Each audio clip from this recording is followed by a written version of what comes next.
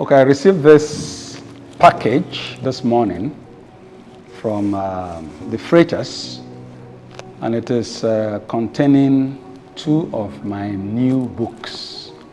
One's A Soldier, that's the story of my life, and then The African Voice, which talks about the need for Africa to unite and cease to be at the bottom rung of this world. And so let me see what is inside. I'm going to use this to cut it open. I think it has to be from this side. Okay.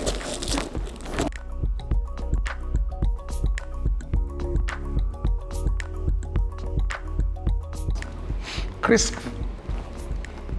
Bobare Dakolo, Once a Soldier, the story of my life. And then there's another one. Oh, smells so nice. And then this is The African Voice. African Voice. You can see the map of Africa there. Two books in one day. That's a great feat for me. I feel humble now. It is like I'm not here. I don't know how you feel, but it's great. It's great to have your books being delivered to you. And I believe that the world will enjoy them as well. This one, Once a Soldier, is a story of my life from when I was born to Tuabage to this moment, just skipping a few things about my tenure or my reign, but the beginning part is also inside. So you see the benefit of friendship, everything. You know, it tells some stories that mouth-watering stories that you can get nowhere else. About when I was in the academy, when I was at the refinery quarters, when I was at the Bulia Dikibo State School, and key things about why Nigeria is the way it is today in this book. So it is explosive for those who have read it. The foreword is written by Lieutenant General Kenneth Tobiah Minima, the former chief of Army Staff, from Opobo Kingdom. He wrote the foreword. Very nice, a very nice book, mouth-watering. And then The African Voice. The African Voice, again, is an unusual book. Some persons say it is in the class of books like Africa, Let Us Unite, Africa Unite by Kwame Nkrumah, and Neo-Colonialism and all of such books, Walter Rodney's How Europe Underdeveloped Africa. So it is such a book. Again, here the foreword writer has placed this book, somewhere else.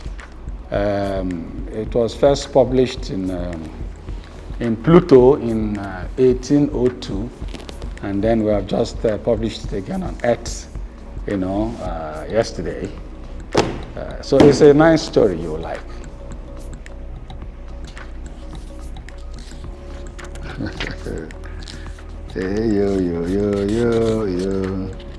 I once had the funniest encounter as a boxing trainer of Bomber Battalion. We had some fresh junior cadets of the 42nd Corps who had hardly seen anything in life as far as NDA was concerned. The military authorities, in a bid to minimize the rate of attrition of regular cadets from the NDA, introduced the preparatory wing. It was a transition camp to give the crabs a better opportunity to survive the NDA training. These crabs were still being taught the basics of everything, including boxing. They were yet to enter the novices boxing competition. While we were having the boxing training sessions organized for these fresh bomber cadets on a given fateful day, Cadet A.O. Akimboa, a member of the 42nd Corps, made an unbelievable special request. It was the only rational explanation of his request to come against a battle-hardened bomber regular combatant. the real lean, mean fighting machine. Because I was too surprised at his request, I pleaded that we leave it for the next day. But he insisted. He said, keeping seniority aside, I wouldn't even see his punches. What? I laughed out loud and said, I can't be done spoiled. God, who will fix it for us? A real wonderful feeling abroad, a real airy little feeling abroad for I and I told myself over and over again. This feeling found an apt echo in the Gregory Isaac number that played in the taxi, spicing up my every moment of the ride as I ventured into my 9th life adventure in Accra. Along the way, I had an interesting chat with a young Ghanaian Uber driver who spotted remarkable dreadlocks as he navigated the area with the aid of his Google map, driving his clean little Toyota Matrix cab around town. Missing his way once, we eventually arrived at my destination. It turned out to be a lively place with lots of good fellas simply out to feel good. Foreigners as well as successful looking and promising young Ghanaians could be seen having a nice time in what was obviously the right atmosphere to hang out. As I surveyed the place to acquaint myself with the rules of engagement, a young black male steward gestured me to take a seat on one of the tall stools at the serving point by the bar, exclusively meant for customers placing take-away orders. He had guessed correctly that I needed to take my food away. Though I was moving about incognito in Ghana, I was still guided by my traditional discipline with regard to not eating in the open and having everyone watch as you chewed upon your meal like a ruminating cow. Etiquette simply hung around me like a dangling display sign in an old chemistry laboratory, subconsciously forbidding me from eating outside.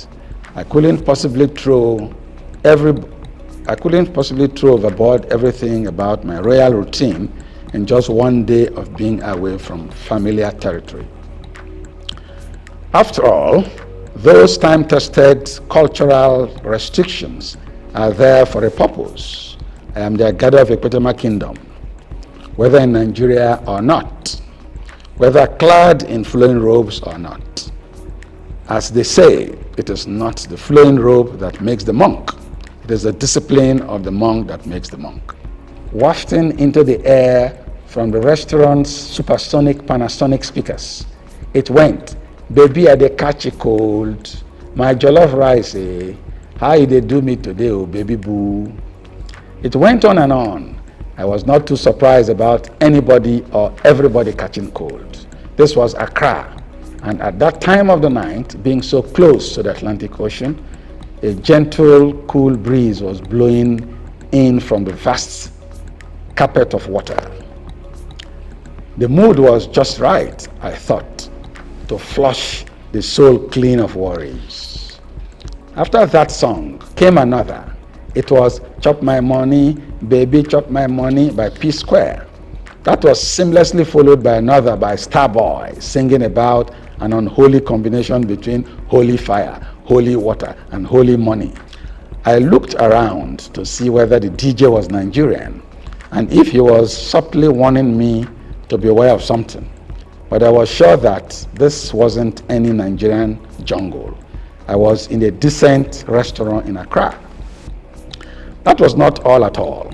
What I heard next was what I will describe as another of the best of contemporary Afrofusion songs from the African continent. I could bet that there was nothing like it anywhere in the entire universe. I heard "Now come something, now come something. Give am belle, belle, give am something." It was so funny that I found myself laughing a while. That was vintage Burna Boy crooning his popular number addressed to anybody.